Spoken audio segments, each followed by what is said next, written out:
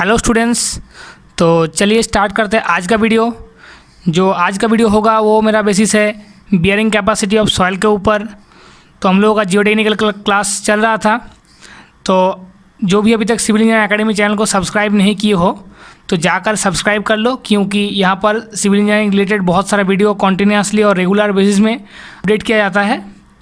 तो और जो भी प्रीवियस वीडियो को देखे नहीं हो जाकर डिस्क्रिप्शन में उसका लिंक दिया रहेगा, जाकर देख सकते हो। तो आज का वीडियो अभी स्टार्ट करते हैं। तो आज हम लोग पढ़ेंगे बियरिंग कैपेसिटी का, थोड़ा इन डेप्थ डिस्कस करेंगे कि बियरिंग कैपेसिटी होता क्या है। तो बियरिंग कैपेसिटी हम लोग क्या पढ़े थे? बियरिंग कैपेसिटी पढ़े थे कि बियरिंग कैपेसिटी ऐसा एक कैपेसिटी होता है सॉइल का जो कि एक पर्टिकुलर लोड को सह लेता है और उसमें से कोई शियर फेल्योर होने नहीं देता है। मतलब कि एक सॉइल के ऊपर जब हम लोग लोड लगाएंगे तो वो इतना अमाउंट का लोड होना चाहिए जैसे कि वो लोड के कारण सॉइल के ऊपर कोई शियर फेल्योर नहीं आए। तो उसी मैक्सिमम लोड को या उसी मैक्सिमम पॉइंट को हम लोग बोलते थे वो सॉइल का बियरिंग कैपेसिटी। हम लोग ये पिछला क्लास में डिस्कस किए थे। तो आज हम लोग देखेंगे कि बियरिंग कैपेसिटी को और भी अच्छे से हम लोग देख लेंगे। तो बियरिंग कैपेसिटी क्या होता है, देखो डेफिनेशन में लिखा हुआ है।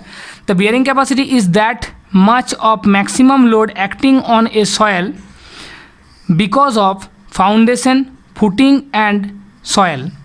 तो बियरिंग कैपेसिटी क्या है? Bearing capacity is the that much of maximum load acting on A soil.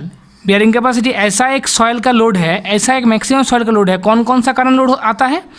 मेरा फाउंडेशन के लिए हो सकता है, मेरा फुटिंग के लिए हो सकता है, या सॉइल का खुद का जो वेट होता है उसके लिए आ सकता है सॉइल के ऊपर लोड।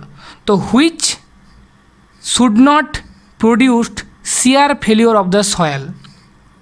जो लोड के कारण मेरा क्या हो रहा है, सॉइल में कोई शियर फेल्योर आ नहीं रहा है, उसी मैक्सिमम लोड को हम लोग बोल रहे थे बियरिंग कैपेसिटी। और एक बात देख लेते हैं, देखिए कि bearing capacity is that much of maximum load acting on A soil. क्या बोल रहा है? बियरिंग कैपेसिटी क्या होता है? एक मैक्सिमम अमाउंट ऑफ लोड या maximum load acting on A soil. कोई एक मैक्सिमम लोड पड़ रहा है सॉइल के ऊपर, और वो लोड कहाँ से आ रहा है? Because of foundation, footing and soil. मतलब जो भी लोड पड़ रहा है वो हो सकता है कोई स्ट्रक्चर का लोड है जिसके कारण हम लोग बोल रहे हैं वो फाउंडेशन है। फाउंडेशन के नीचे जो मेरा फुटिंग है, फुसलिंग के कारण हो सकता है।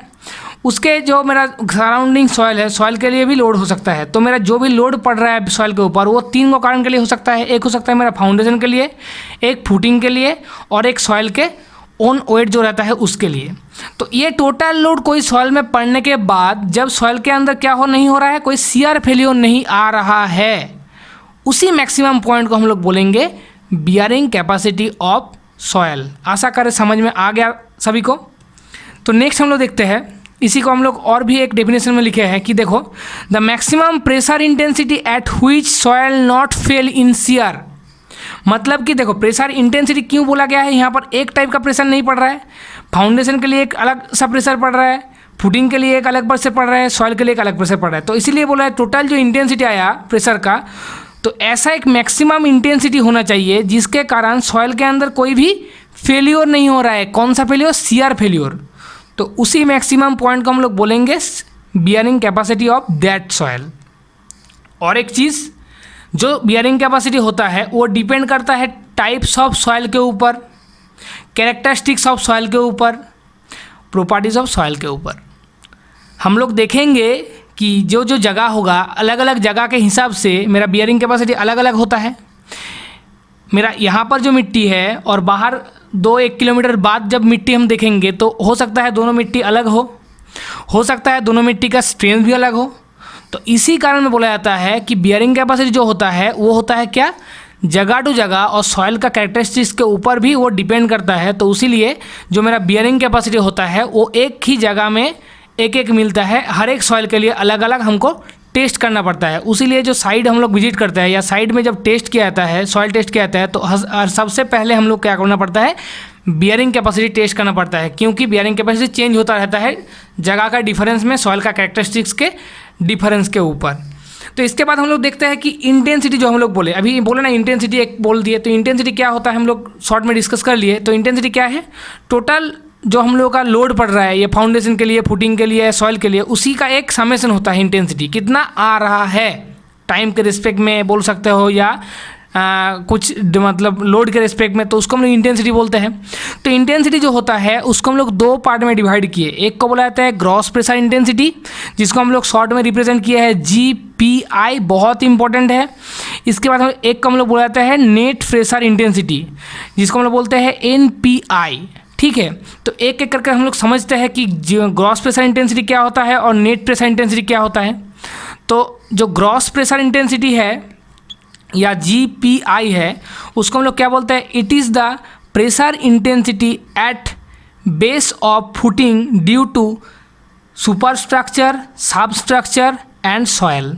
इसका मीनिंग क्या है, जो भी मेरा लोड पड़ रहा है या जो भी लोड का इंटेंसिटी आ रहा है, कौन कौन सा कारण के लिए, सुपरस्ट्रक्चर मतलब जो मेरा बिल्डिंग होता है या जो मेरा फाउंडेशन होता है, सबस्ट्रक्चर मतलब कि मेरा जो फुटिंग होता है या ग्राउंड के नीचे जो रहता है, और सराउंडिंग सॉइल, ये तीनों चीज़ को मिलाकर जो भी मेरा total summation of intensity of pressure होता है, इसी को हम लोग बोलते हैं GPI या ग्रॉस प्रेशर इंटेंसिटी। मतलब जब हम लोग ग्रॉस प्रेशर इंटेंसिटी चेक करेंगे कोई सॉइल का, तो वहाँ पर क्या होना चाहिए, वहाँ पर सबस्ट्रक्चर भी होना चाहिए, सुपरस्ट्रक्चर भी होना चाहिए और सॉइल का ऑन वेट भी होना चाहिए। तो ऐसा तीन को कंडीशन जब हमारे पास रहेगा, तभी हम लोग क्या कर सकते हैं, वहाँ से GPI या ग्रॉस प्रेशर इंटेंसिटी निकाल सकते हैं। इसके बाद देखते हैं, देखिए कि GPI या ग्रॉस प्रेशर इंटेंसिटी को हम लोग रिप्रेजेंट करते हैं स्मॉल q से। ठीक है, इसके बाद नेक्स्ट हम लोग देखेंगे NPI या नेट प्रेशर इंटेंसिटी, किसको हम लोग बोलते हैं। तो नेट प्रेशर इंटेंसिटी क्या है, it is different between GPI before and after construction. इसका मीनिंग क्या है, it is different between GPI before and after construction. मतलब कि कोई जगह में, जो जगह के अंदर अभी कोई बिल्डिंग खड़ा हुआ है, वहाँ पर हम लोग जब सर्वे करने जाएंगे तो वहाँ पर हमको क्या मिलेगा, GPI मिलेगा, क्योंकि वहाँ पर क्या है, अभी बिल्डिंग खड़ा हुआ है तो बिल्डिंग का वेट है, फाउंडेशन का वेट है और सॉइल का भी वेट है, तो वो मेरा क्या हो जाएगा, GPI हो जाएगा। मगर वो मेरा आज का मान लो GPI मेरा हो गया मान लो W, ठीक है, तो वो मेरा आज का लोड है। मगर 20 साल पहले या 10 साल पहले तो वहाँ पर तो कोई स्ट्रक्चर नहीं था, तो उस टाइम क्या था, सराउंडिंग सॉयल था वहाँ पर, और सॉइल के ऊपर कुछ वेजिटेटिव मटेरियल्स हो सकता है या अलग सा कुछ चीज़ वहाँ पर खड़ा था।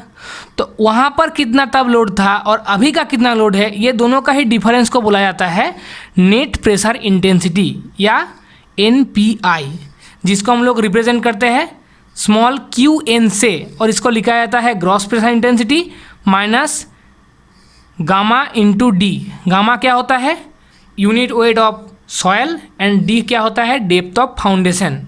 तो देखो यहाँ पर सेम लिखा हुआ है कि हम लिखे थे कि Q क्या है, GPI या ग्रॉस प्रेशर इंटेंसिटी है, और गामा डी क्या है,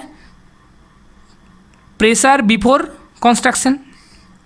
पहले का जो इंटेंसिटी है उसको हम लोग पकड़े हैं, और आज का इंटेंसिटी को माइनस किए तो हमको क्या मिला, NPI मिला, और D क्या है, डेप्थ ऑफ फाउंडेशन है। तो आशा करते हैं इतना तक सभी को समझ में आया कि बियरिंग कैपेसिटी क्या होता है।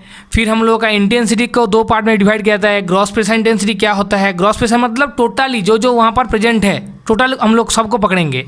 और नेट प्रेशर इंटेंसिटी क्या है, आज का जो प्रेशर इंटेंसिटी है, और जब कंस्ट्रक्शन बना नहीं था उस टाइम में जो प्रेशर वहाँ पर पड़ रहा था, दोनों का जो डिफरेंस है इसको बोलते हैं हम लोग नेट प्रेशर। तो नेट प्रेशर इंटेंसिटी समझ में आ गया। तो नेक्स्ट हम लोग देखेंगे बियरिंग कैपेसिटी। तो अभी तक सिविल इंजीनियरिंग एकेडमी चैनल को सब्सक्राइब नहीं किए हो तो जाकर सब्सक्राइब कर लो।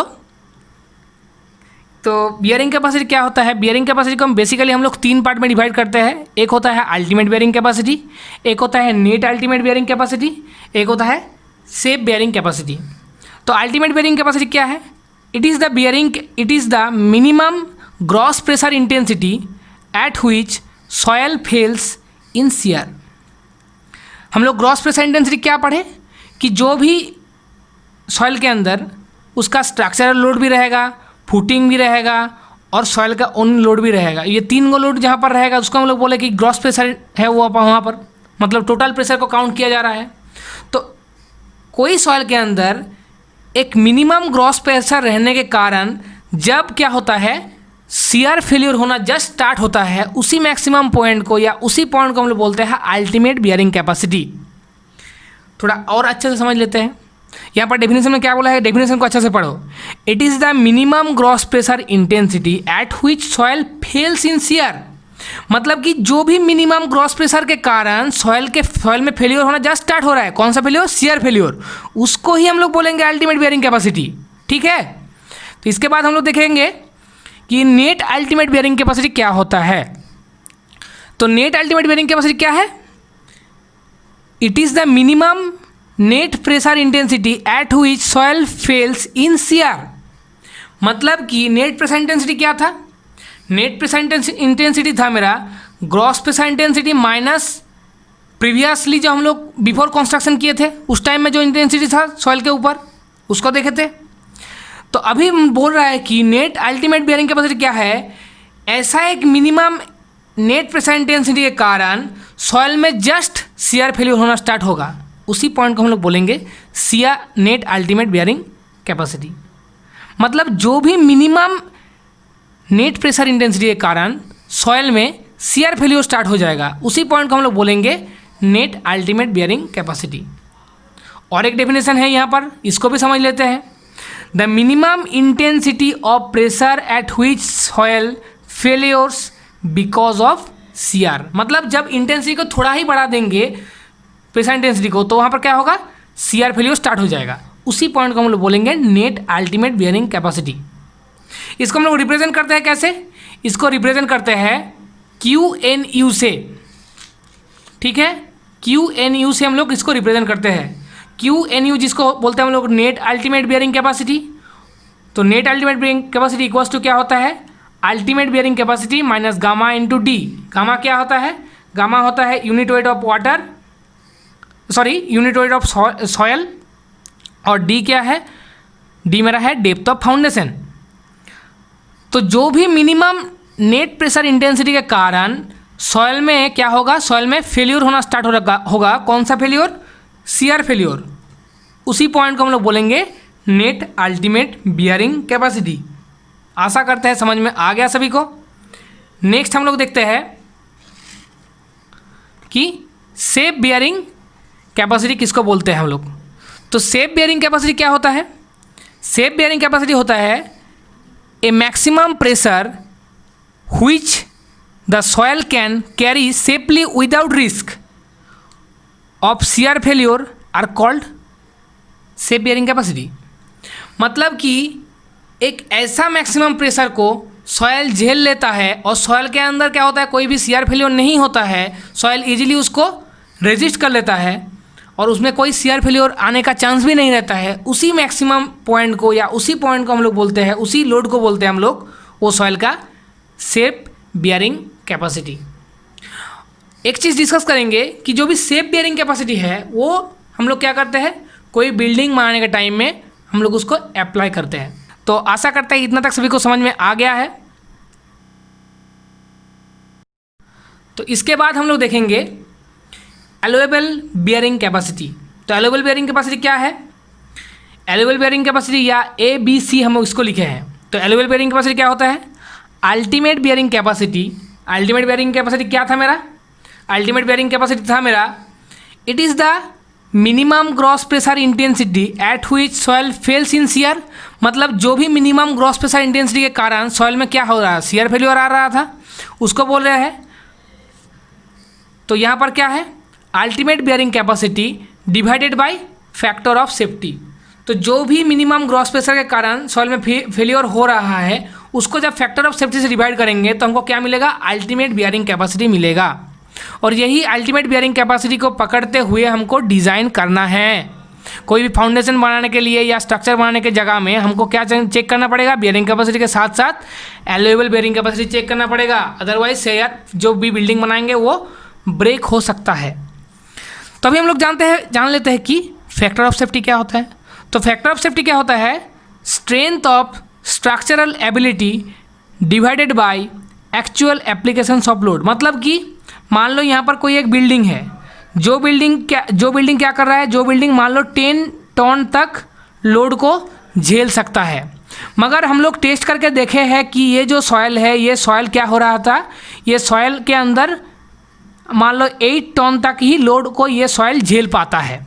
तो यहाँ पर जब ये स्ट्रक्चर को हम खड़ा करेंगे तो ये क्या यहाँ पर रुकेगा, तो ये फेलियर हो जाएगा। तो इसी को रेजिस्ट करने के लिए, इसी को रोकने के लिए ये टोटल जो मेरा डिज़ाइन है 10 टन का, इसको हम लोग क्या करेंगे, इसको हम लोग थोड़ा कमाएंगे। कैसे कमाएंगे, यहाँ पर जो हम लोग फैक्टर ऑफ सेफ्टी से इसको डिवाइड कर देंगे, ये जो टोटल लोड है, तो हमको क्या मिल जाएगा, एलोवेबल बियरिंग कैपेसिटी मिल जाएगा। तो जब हम लोग मान लो एलोवेबल फैक्टर ऑफ सेफ्टी मान लो हमको 2 पकड़ दिए, कोई सॉइल के अंदर फैक्टर ऑफ सेफ्टी हम लोग मान लिए 2। तो अभी पहले हम लोगों का जो बिल्डिंग का जो मेरा लोड था वो था कितना, 10 टन। अभी फैक्टर ऑफ सेफ्टी से डिवाइड करने के बाद हमको क्या मिला, वो हो गया 5। तो मेरा कितना एबिलिटी है, 8 टन है। तो अभी वो सॉइल क्या हो सकता है, सॉइल वो स्ट्रक्चर को झेल सकता है। तो उसी लिए हम लोग बोलते हैं कि फैक्टर ऑफ सेफ्टी क्या होता है, strength of A structure ability, मतलब कोई भी स्ट्रक्चर के अंदर कितना मैक्सिमम स्ट्रेंथ रहता है divide by actual applications of load.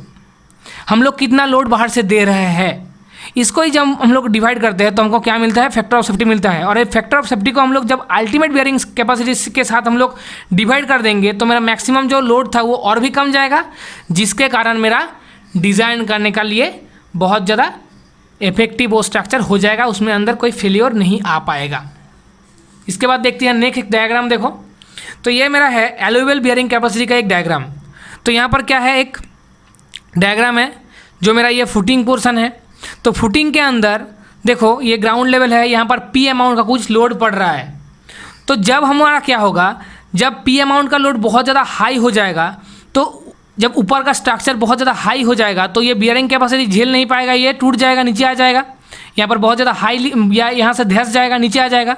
तो इसको रोकने के लिए हमको क्या करना पड़ता है, जो टोटल फोर्स वहाँ पर हम लोग देंगे उसको उसका फैक्टर ऑफ सेफ्टी से डिवाइड करेंगे और डिज़ाइन करेंगे। तो कैसे होगा, ये डिज़ाइन जब करेंगे तो ये जो टोटल फोर्स होगा या टोटल पी होगा वो वैल्यू कम जाएगा, जिसके कारण मेरा डिज़ाइन करने का जो कैपेसिटी है सॉइल के अंदर वो भी बढ़ जाएगा। तो ऐसे ही करके हम लोग एलोवेबल बियरिंग कैपेसिटी को निकालते हैं। तो आज का वीडियो सभी को अच्छा लगा, शायद वीडियो अच्छा लगता है तो लाइक शेयर और सब्सक्राइब कीजिए और जुड़े रहिए सिविल इंजीनियरिंग एकेडमी चैनल के ऊपर, क्योंकि यहाँ पर बहुत ज़्यादा इंजीनियरिंग रिलेटेड वीडियो आता रहता है। तो चलिए मिलते हैं नेक्स्ट वीडियो में। Thank you.